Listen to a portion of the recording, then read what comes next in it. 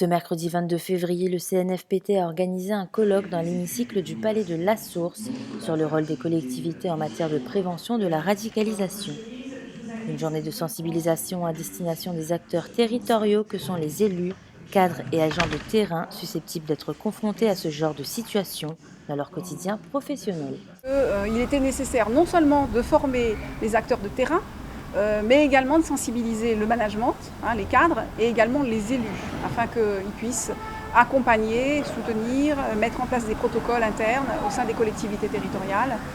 Au même titre que les autres régions de France, La Réunion est touchée par le phénomène de radicalisation des jeunes.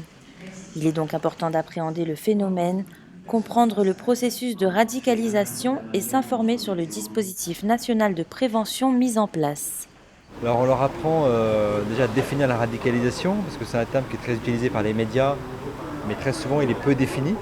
Montrer par exemple qu'il y a de la radicalisation aujourd'hui dans l'islam, mais dans toutes les religions, dans tous les systèmes politiques, et montrer un petit peu les ressorts de ce phénomène de radicalisation, notamment sur les facteurs qui favorisent l'essor de ce phénomène.